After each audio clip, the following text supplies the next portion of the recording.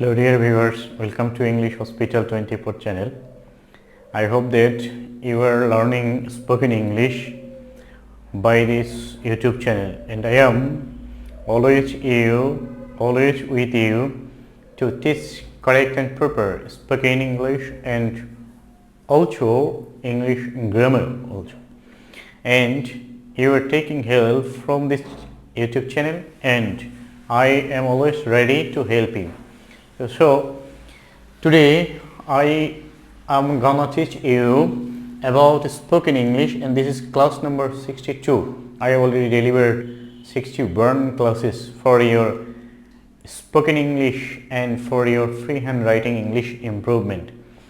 Before going to enjoy this lesson, I would like to invite you to subscribe the channel if you are new here, because this is very important duty of you to subscribe this YouTube channel and keep the bell button on, so that you can get all the notification or all the update video lesson at first in your notification. So let's see what is our today's topic. There are some structure of sentence, and this is sentence making. This is the very important part of your spoken English. If you cannot make English sentences, you cannot speak English, you cannot write English correctly, properly and fluently. So I would like to teach you some basic structure. By this structure you will be able to make hundreds and thousands English sentences by yourself easily and very freely.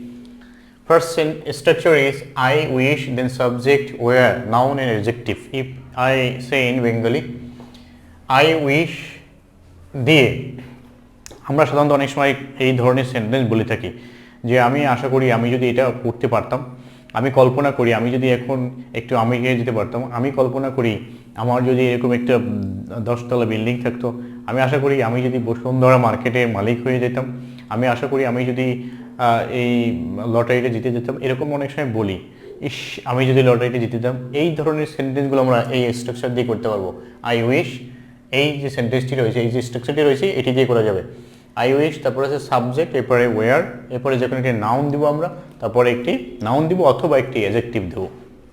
যেমন আমি কল্পনা করি আমি যদি শিশু হতাম, তাহলে এটির English হবে এরকম, I wish I were. I were, শিশু ইংলিশ হচ্ছে চাইল্ড। আই ওয়্যার চাইল্ড, যে আমি কল্পনা করি আমি যদি শিশু হতাম। আই ওয়্যার চাইল্ড, আমি কল্পনা করি আমি যদি অনেক টাকার মালিক হতাম, তাহলে I wish I were millionaire, I were billionaire, I were the owner of this building. এই ধরনের যত কথা রয়েছে সবগুলো I wish I were owner of 10 buses, আমি যদি 10টা বাসের মালিক হতাম। এই ধরনের সেন্টেন্সগুলো যদি আমরা বলে থাকি, I wish I were successful freelancer, আমি যদি একজন সফল ফ্রিল্যান্সার হতে পারতাম। I wish I were a successful YouTuber, আমি যদি একজন সফল ইউটিউবার হতে পারতাম। এই ধরনের সেন্টেন্সগুলো এই স্ট্রাকচার দিয়ে করা যাবে। আমি আশা করি আমি যদি ধনী হতাম, তাহলে আশা করি বা কল্পনা করি একই কথা। I wish I were rich, যে আমি কল্পনা করি বা আমি আশা করি আমি যদি ধনী হতাম, আই ওয়্যার রিচ। তারপরে যে এই ধরনের যত সেন্টেন্স প্রয়োজন হোক, এই স্ট্রাকচারটি মনে থাকলে you will be able to make hundreds English sentences for your daily conversation. স্ট্রাকচারগুলো মনে রাখতে হবে যেগুলো, এবং এই স্ট্রাকচারগুলো দেখেই রেখে দিলে চলবে না। You should practise more and more. প্রয়োজনে এরকম স্ট্রাকচার দিয়ে নিজে আবার সেন্টেন্স তৈরি করতে হবে। তৈরি করে সেগুলো এই কমেন্ট বক্সে দিলে আমি এবার কারেক্ট করে দিতে পারবো। এইভাবে করেই শেখা যাবে। এছাড়া শেখার সহজ কোনো উপায় নেই। কোচিং সেন্টারে গিয়ে হাজার টাকা দিয়ে যা শেখায় সেগুলো এই একই কাজ। তারা বোর্ডে এরকম লিখে দিবে, প্র্যাকটিস করতে বলবে, আবার জিজ্ঞেস করবে, ফিডব্যাক নেবে, এটাই তো। সেই ফিডব্যাকটি হচ্ছে ইউটিউব চ্যানেলে কমেন্ট বক্স, সেখানে কমেন্ট করলে আমি রিপ্লাই দেবো এবং কারেক্ট করে দেবো। তারপরে নাম্বার 2 স্ট্রাকচারটি হচ্ছে উড দ্যাট যদি আই, তারপরে যে অংশটুকু আমরা লিখবো সেখানে আই, এখানে কুড। তো এখানে আই কুড না দিয়ে আমরা যদি এখানে লিখি সাবজেক্ট সাবজেক্ট তারপরে কুড। এখন এখানে সাবজেক্ট আই হতে পারে, ইউ হতে পারে, দে হতে পারে, যে কোনোটি হতে পারে, এই জন্য সাবজেক্ট লিখেছি। কিন্তু উড দ্যাট যখন আমরা কোনো সেন্টেন্স শুরু করব সেখানে এখানে কুড আসবে। উড দ্যাট সাবজেক্ট, তারপরে কুড, এরপরে যে ভার্বটি বসাবো সেই ভার্বের বেস ফর্ম বসাবো। এখন অনেকে ভার্ব জানে না, অনেকে ভার্ব নিয়ে সমস্যা, এগুলো হচ্ছে জানতে হবে। প্রয়োজনে 6-7 ইংলিশ গ্রামার বইয়ে স্ট্রং ভার্ব, উইক ভার্ব নামে, রেগুলার ইরেগুলার ভার্ব নামে কিছু ভার্ব দেওয়া রয়েছে। সেখান থেকে এই ভার্বের যে মূল 3টি form, present form, past form, past participle form, সেগুলো শিখতে হবে। তাছাড়া আমি এই চ্যানেলেও বেসিক গ্রামার অংশে ভার্বের যে ফর্ম, সেই ফর্মগুলো এখানে ভিডিও লেসন আকারে দিয়েছি। সেখান থেকে একটু শিখে নিলেও কাজে আসবে। সেখানে আমি অর্থসহ দিয়েছি এবং ওই 6-7 গ্রামার বইগুলোতেও অর্থসহ দেওয়া রয়েছে, সেগুলো জানতে হবে। কারণ ভার্ব হচ্ছে ইংলিশ ব্যাকরণের বা ইংলিশ গ্রামারের, ইংলিশ সেন্টেন্সের প্রাণ। ভার্ব ছাড়া কখনোই কোনো সেন্টেন্স হবে না। ভার্ব ভুল মানে সবই ভুল, এই জন্য ভার্ব জানতে হবে। তো যখন আমরা এই কুড বসাবো, এরপরে যে ভার্বটি লিখবো সেই ভার্বের প্রেজেন্ট ফর্ম মানে 1 নম্বর যে ফর্ম সেটি লিখবো। তারপরে ইএক্সটি মানে হচ্ছে এক্সটেনশন, বাংলায় বলা হয় বাকি অংশ। যেমন আমি যদি লটারি বিজয়ী হতাম, তাহলে এখানে আমরা লিখবো কি উড দ্যাট, তারপরে এখানে আমি যেহেতু তাহলে আই, এরপরে কুড, জয়ী হওয়ার ইংলিশ হচ্ছে win, I could win the lottery, I could win the lottery, আমি যদি লটারি জিততে পারতাম। এটি সাধারণত বিস্ময় প্রকাশ করে, এই জন্য এখানে বিস্ময় চিহ্ন বলা হয়। আমি যদি লটারি জিততে পারতাম, তাহলে would that I could win the lottery, would that I could be a rich man, আমি যদি ধনী মানুষ হতে পারতাম। Would that I could get huge sum of money, আমি যদি অনেক টাকা পেতাম। Would that I could fly in the sky, আমি যদি আকাশে উঠতে পারতাম। Would that I could buy a plane, আমি যদি একটি প্লেন কিনতে পারতাম। Would that I could be the president of this country, আমি যদি এই দেশের প্রেসিডেন্ট হতে পারতাম। Would that I could be the president of USA, আমি যদি ইউএসএর প্রেসিডেন্ট হতে পারতাম। এরকম করে you can make hundreds English sentences for your own satisfaction. এগুলো করে নিজেরও একটা স্যাটিসফ্যাকশন আসে, কারণ হচ্ছে যখন কেউ নিজে কিছু তৈরি করতে পারে, নিজে সফল হয়, তখন সেলফ স্যাটিসফ্যাকশন আসে। দেন হচ্ছে নাম্বার 2, আমি যদি কানাডা যেতে পারতাম, তাহলে এখানে হবে উড দ্যাট আই, তারপর আসবে could, would that I could, যাওয়ার ইংলিশ হচ্ছে go to Canada, would that I could go to Canada, আমি যদি কানাডা যেতে পারতাম। Would that I could visit Canada, আমি যদি কানাডা বেড়াতে যেতে পারতাম। Would that I could visit Kashmir, আমি যদি কাশ্মীর বেড়াতে যেতে পারতাম। Would that I could go to USA, আমি যদি ইউএসএতে যেতে পারতাম। Would that I could go to moon, go to the moon, আমি যদি চাঁদে যেতে পারতাম। Would that I could visit the moon, আমি যদি চাঁদ ভ্রমণে যেতে পারতাম, চাঁদ দেখতে যেতে পারতাম। এই ধরনের যত সেন্টেন্স প্রয়োজন হয়, আমরা যেগুলো এরকম বলে থাকি, এগুলোর সাথে রিলেট করে এগুলো আমাদের মিলিয়ে সেন্টেন্স নিজে নিজে প্র্যাকটিস করতে হবে এবং বলার চেষ্টা করতে হবে। দেন নাম্বার 3 স্টেপটি হচ্ছে ক্যানট বাট। এই ক্যানট বাট হচ্ছে না করে পারি না, না করে পারি না। আমরা অনেক সময় বলে থাকি যে এরকম বললে আর না করে পারি না, তোমার সাথে আমি না গিয়ে আর পারি না, আমি এই কাজটি না করে আর পারি না, আমি ইংরেজি শিখে আর পারি না, আমি ইংলিশ হসপিটাল 24 চ্যানেল না দেখে আর পারি না। এই যে না দেখে পারি না, সেগুলো হচ্ছে ক্যানট বাট। আর পারিনি সেটা হচ্ছে কুড নট বাট। অতীতের হলে কুড নট বাট, বর্তমানের হলে ক্যানট বাট। তাহলে এরপরে ভার্বের 1 নম্বর ফর্মটি, দেন বাকি অংশ।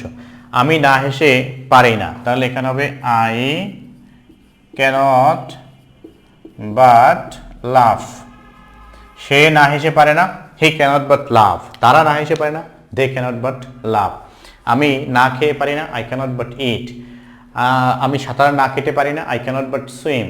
আমি বই না পড়ে পারি না, I can't but read book. আমি ইংলিশ হসপিটাল 24 চ্যানেল না দেখে পারি না, I can't but watch English hospital 24 channel. এরকম করে এই যে না হেসে না করে, এই না করে পারি না, এই ধরনের সেন্টেন্স আমাদের দৈনন্দিন জীবনে সকাল থেকে শুরু করে সন্ধ্যা পর্যন্ত ব্যবহার করার প্রয়োজন হয়। সেগুলো এই স্ট্রাকচার দিয়ে তৈরি করা যাবে এবং ইংলিশ স্পিকিংয়ে বলাও যাবে। দেন নাম্বার 2 হচ্ছে আমি তোমার কথা শুনে না কেঁদে পারি না। তাহলে আই ক্যান্ট বাট ক্রাই।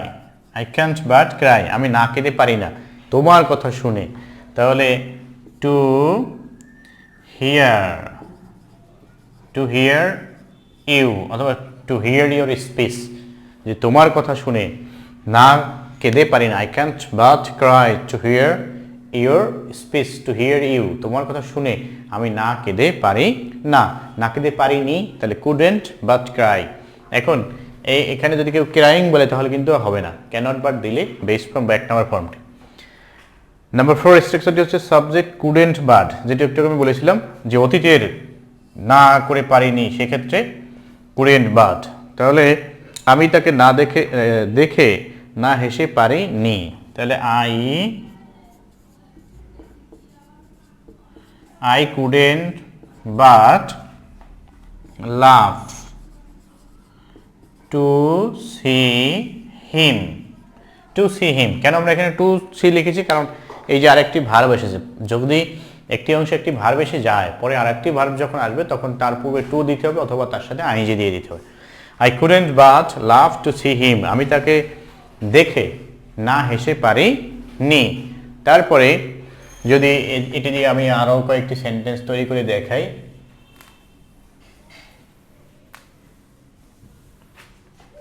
যে আমি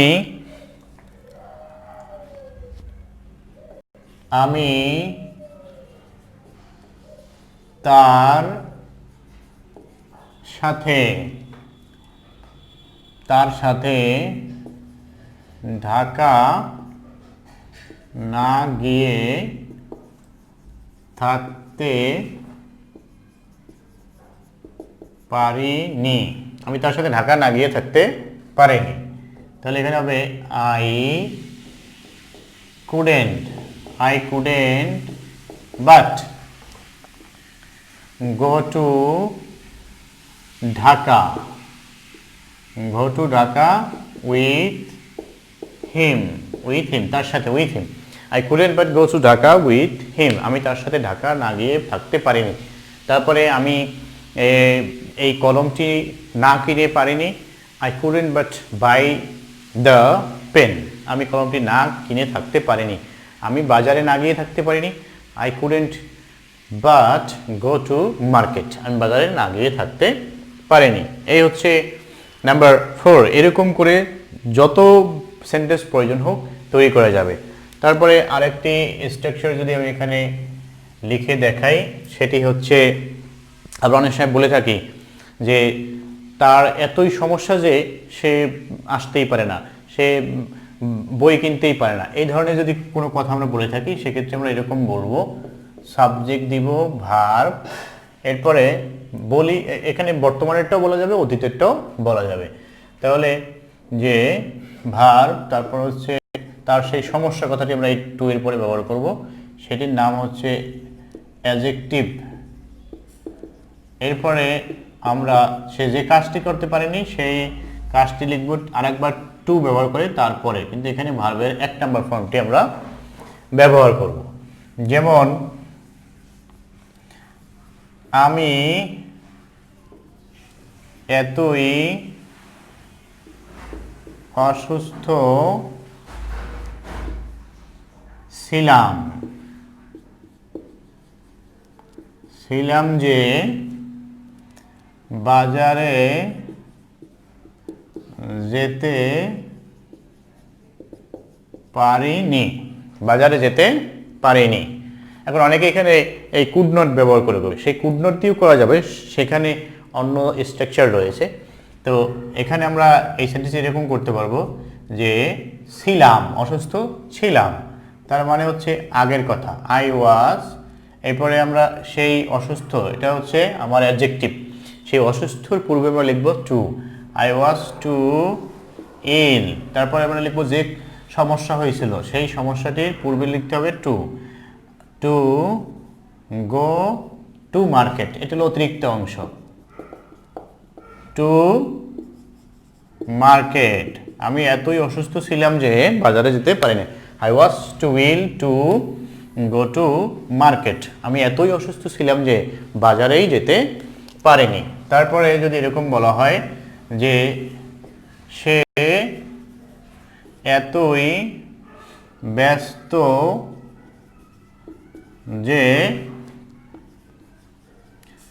আমাদের সাথে কথা বলতে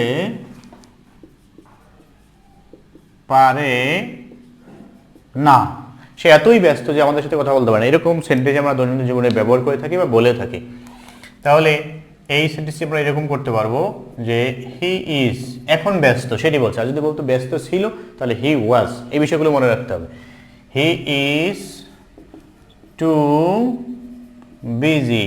এখন এই এতই বলতে আমরা সো দিয়েও প্রকাশ করতে পারি, কিন্তু যখন আমরা এই যে এই স্ট্রাকচারে লিখবো তখন আর এখানে সো ব্যবহার করা যাবে না।